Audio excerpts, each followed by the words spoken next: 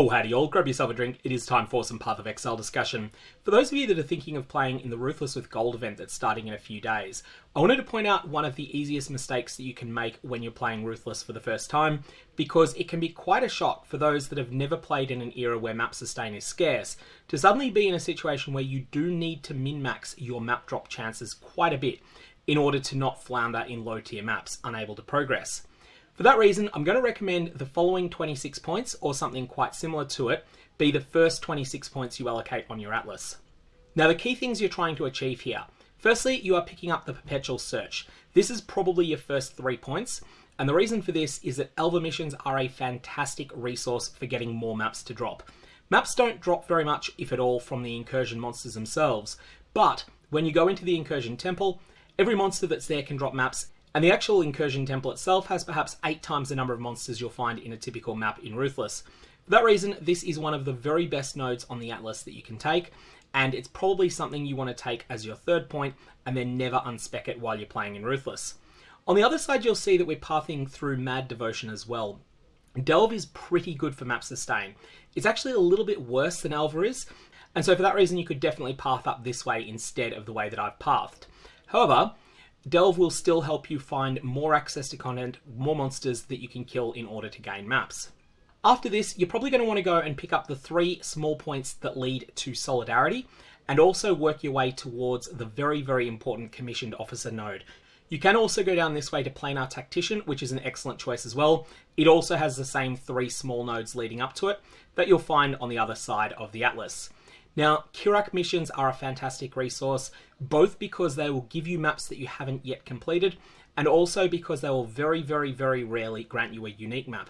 Getting access to unique maps in Ruthless is very, very rare and very powerful because it will give you a +1 atlas bonus, and that's the reason that I chose Solidarity as being the better choice over Planar Tactician. That said, Planar Tactician is a fine node too. It's well worth the extra point, but the 3 nodes leading up to it are probably even better. And a quick note during editing that Kirak's shop works on the same principles that it does in the base game, which means that every time you attempt a Kirak mission, Kirak's inventory will refresh.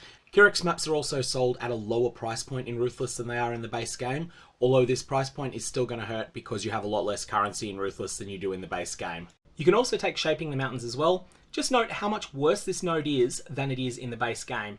Even then, it is still something that you are very happy to take.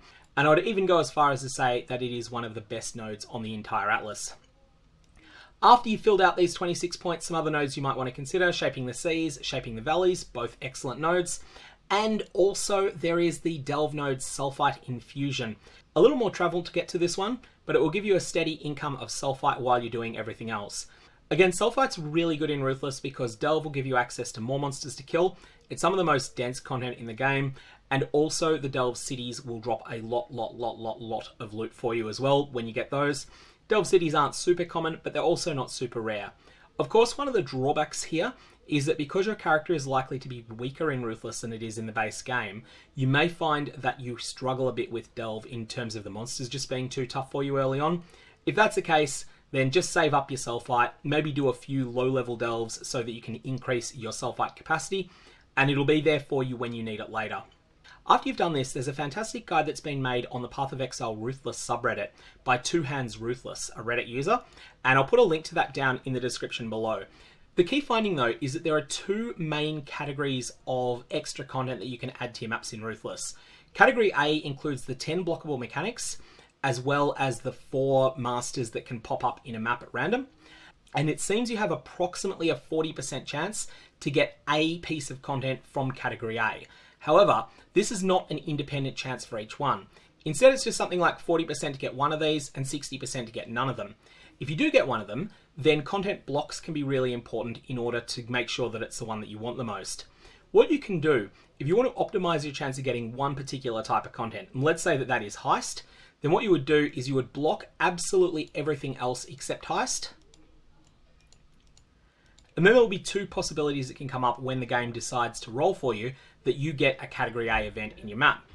Either you'll get a Heist Smuggler's Cache, or alternately, you'll get a Master Mission. You can further bias this towards being a Heist Smuggler's Cache if you elect to take nodes like Secret Stash that increase the chance to get a Smuggler's Cache. Note that where in the base game this node would be a 12% flat chance increase, here it is 125% increased chance. So what this means is that when you do roll a category A thing, there is a stronger bias towards it being a smuggler's cache, but that comes at the expense of everything else that could roll. So that's going to come at the expense of chances to get a master mission and similar things. Lastly, there's also category B, which is pretty much everything else that can be added to maps, things like strongboxes, essences, harbingers and the like, and these things do not seem to conflict with each other in the same way. But again, I would suggest if you want to read up more on those that you check out Two Hands Ruthless's post, because it goes into it in much more detail than this video will. Anyways, these are the 26 points I would recommend that you take first if you're going into Ruthless with Gold. This will change, however, if it turns out that we're able to trade gold for maps directly. If there are in-game mechanics that allow us to do that, then at that point you can probably trim down some of these points. You may not need to take all of the Kirak focus, and then at that point you can spend your points on other things.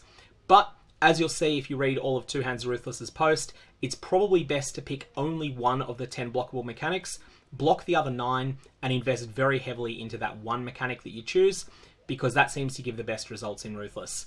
I will just add that there are good reasons you might want to run Betrayal, especially if you're playing an ailment-based build, and if that's the case, Focus Investigation becomes one of the best nodes on the Atlas. In that case, I would deviate from this plan and take these 3 as some of your earliest points as well. So you might find your first 9 points are taking the Perpetual Search, plus Mad Devotion, plus the Focus Investigation cluster, and then from there, follow the rest of the plan as we discussed. May your Varlorbs have interesting results, because in Ruthless, you won't get very many of them.